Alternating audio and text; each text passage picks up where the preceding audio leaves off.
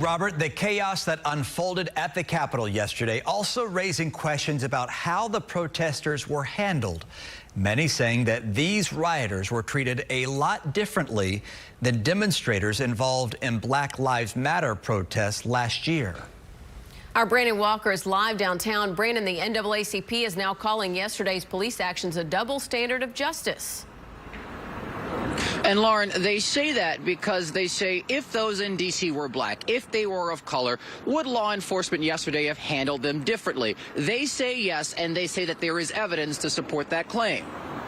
We stand here, we the people will not give up. The deadly unrest Wednesday at our nation's capital has raised questions about how. How is it that Capitol Police seemed unprepared for the masses, at times retreating? A double standard, say many, who compare law enforcement's response yesterday to how it handled Black Lives Matter protesters over the summer. Flash grenades fired, tear gas too, a big police presence, a stark contrast from yesterday, says Eugene Howard, president of the NAACP's Brazoria County chapter. If they were of a different ideology, right?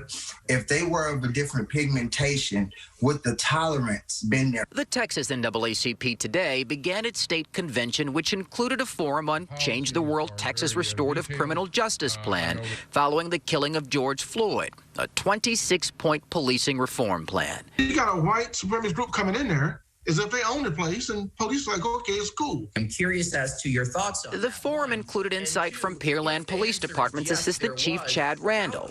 Pearland was the first police agency in the state to adopt the NAACP's reform plan. Assistant Chief Randall wouldn't comment specifically on law enforcement's response yesterday, but he says at its core, policing is dependent upon trust. I think that as a police department works become more transparent with the people that they represent, I think that without trust, we're not getting anywhere. Thus far, 5 area agencies, police agencies in Brazoria County, have adopted that NAACP change reform plan. And Chief Randall adds that after the conversation today in that NAACP forum, he was able to connect with some of the chapter presidents from throughout the state of Texas to continue that conversation there. So we'll see as the conference continues and the conversation between area police agencies and community activists continues as well. Live near downtown tonight, I'm Brandon Walker, KPRC Channel 2 News. Brandon,